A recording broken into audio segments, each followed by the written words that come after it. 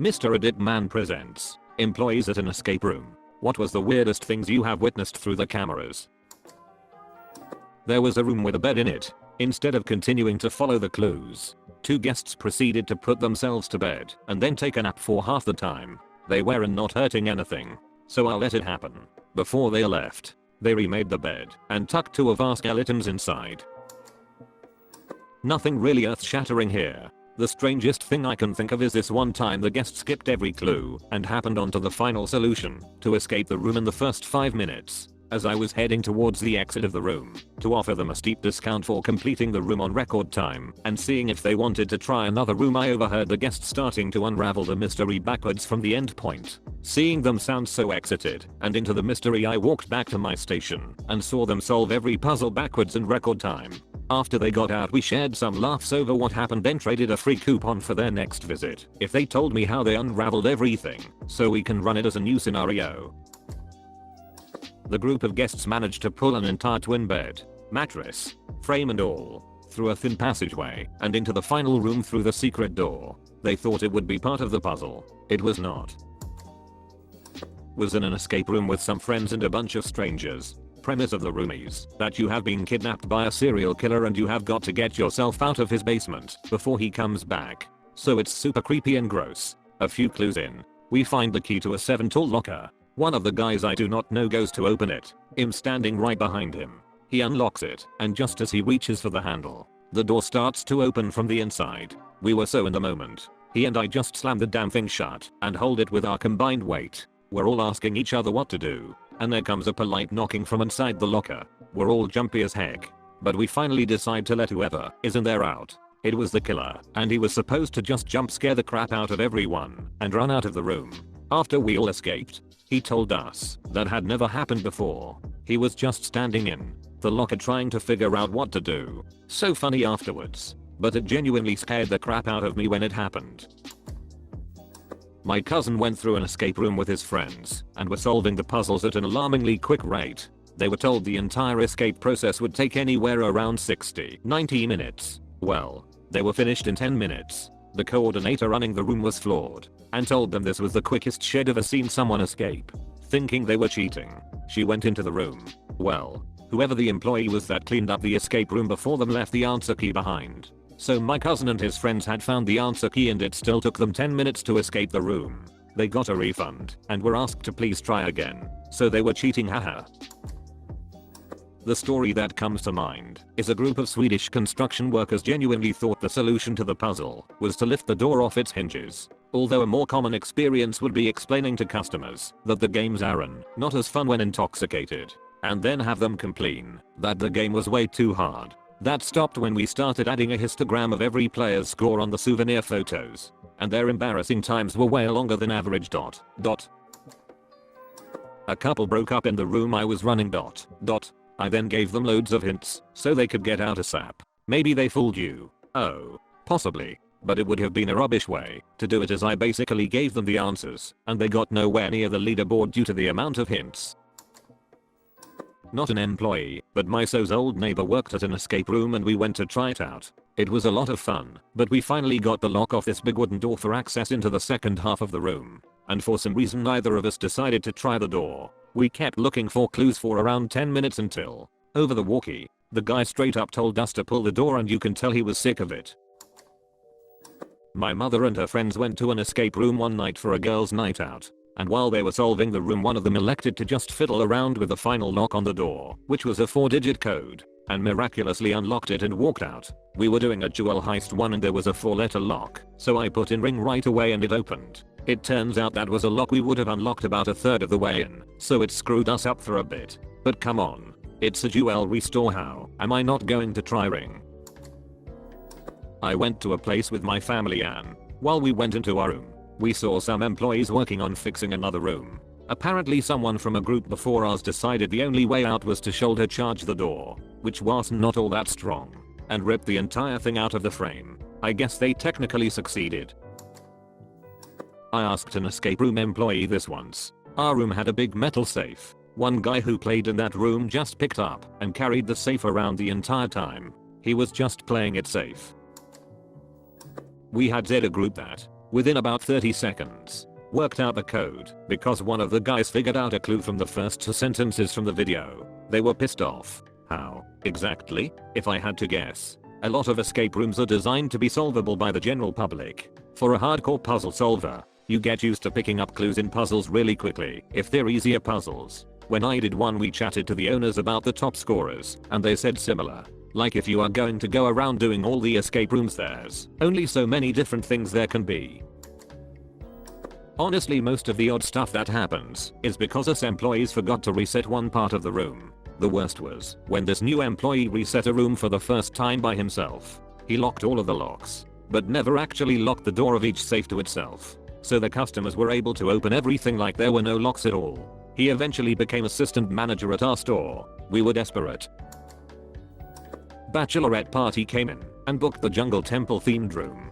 They were beyond wasted, and I'm not sure why we even let them play, but whatever. In the first room is a book with some pictures of fertility idols, which were just little Buddha statues. One of the girls went to the bride-to-be and pointed to the Buddha and said, "Look, it's your fiancé," and everyone but the betrothed had a good laugh. Bachelorette stood in the corner and Blair Witched it for a few minutes, while one of her friends consoled her. 15 minutes into the game, the one who made the joke had enough of it, I guess, and stormed over and whipped her around and yelled, "It's not that serious. Get over it." Dude got sucker punched by the sash wearing tiara clad Hulk, straight domed. Made a great sound. I look over at the monitor and see them all swelling in a storm of fists. I get up and head over to the phone and call the manager at the front desk and let her know about the fight club happening in Temple. They continue to fight in the hallway outside the room before moving to the sidewalk outside, giving a great show to the next door Sis's Pizza visitors. Best part is when they have stopped smashing their fists into each other's skulls. They came back asking for a refund since they only used a quarter of the time they paid for. If you're ever looking for a job that generates good stories, look for escape rooms. People are dumb and you get to watch them do it. I worked at an escape room where the game masters were inside the room with the guests as actors who were in character with the room's theme. We had a zombie room with 2 actors, a doctor and a zombie. The plot of the room was fun. Guests walk in. The doctor would begin a scientific lecture about a virus reanimating dead tissue. While this is going on, the zombie, chained to the wall, chain got longer every 5 minutes, is snarling. After like a minute, the doctor would have to tranquilize the zombie as preparation for experimentation. Here, the zombie would attack the doctor, alarms go off, door self-locks to contain the virus, and we now have an hour to escape or be locked in forever. As the doctor, I would get more and more sick as the hour went by, all while trying to remain studious and terrified at the same time. With about 3 minutes to go, regardless where the guests were with escaping, I'd faint. Usually everyone stopped what they were doing to gawk, waiting for me to pop back up. This was usually where the zombie in the room would go ham and start chasing people around the room. With the commotion, it'd twitch and feed scream each time I did because it added to the confusion and chaos. With a minute left, it'd pop up in a back bend and start spider walking at people with an Alka-Seltzer tablet foaming out of my mouth. I actually made someone pee themselves doing this. Doubt anyone is solving anything with you crawling towards them and foaming at the mouth. It's funny because everyone in those kind of rooms have a role to play. Some are workers, so they work through puzzles. Others are searchers, so they find clues to give to the workers. And then there are the fearful. These are the ones I went after. They were the easiest to rile up, and their energy was distracting enough to derail their group's progress better than I ever could. I wanted the groups to escape, but with less than a minute left, I never lied to the guests or sabotaged their progress. But if I gave clues, it was only to get them to the finish line at the wire. I wanted them so badly to feel that horrible anxiety with a minute left. So for that whole last minute, I allowed everyone to do what they were supposed to do, which meant the scared guests usually caused so much commotion that everybody lost. Sometimes I was surprised, but usually they just lost it with 2 zombies coming at them. It was good times all around. This is not super relevant to the question, but a few years ago I went to an escape room to meet a Tinder date for the first time. He had paid for the session online and told me to get there at 7. He just did not show up. I ended up completing the escape room with one of the employees there because she felt bad for me and the session was already booked, lol. So there was this group of 5 or 6 teenagers in this one room, and at some point when they open a secret door, the lights go out, making it almost pitch black in there. Now the cameras we look through obviously changed to using eye light, and I immediately see 2 of them go in a corner and start making out. So yeah, Pretty weird having to see that while their friends, less than 2 meters away, be oblivious to what their friends were wasting their time on lol. I did one and am partially colorblind, and one color I cannot see is yellow. Early on, I found and announced the word 8 written on the blinds on the door in white. The last lock was a color/number based lock. Match the colors to the numbers. And a hint told us which ones we should have found, including white and yellow. We had 2 white numbers. One we thought was a clue to something else as it worked. After 10 minutes, we finally shouted out for a hint, and they told us where the yellow was. My friend who requested the hint looked and shouted to us who checked the 8 on the door besides me, and it turned out it was just me. We hear him shouting for duck's sake. How could we forget as ducking colorblind? He shouted back to them. I was the only one to see it, and I cannot see yellow, and we hear them erupting in laughter along with the group doing the one next door. We're all laughing too by this point. We got out in under 55 minutes. OMG had a group where one person was colorblind and another one was not aware they were colorblind. They were trying to do a puzzle with the colorblind one removing wires and the not colorblind one reading information whilst thinking the other one was just a super stupid. This went on for a little until it came to light that they were colorblind and someone else stepped in instead. Someone dug through 6 tons of sand on the floor to follow a live electrical cable which she then tried to chew through. Edit. This was after being told multiple times there were no clues under the sand. What kind of stupid do you have to be to act like a squirrel? Generally nothing too crazy. There was a drunk group that came in, and 2 of them spent half the time making out on the floor. No clothes came off, and they were not breaking anything, so I just let them be. Lots of stories about stupid people though. I'm not an employee, but once my friend saw a kid try and suffocate another kid with a blanket in the escape room.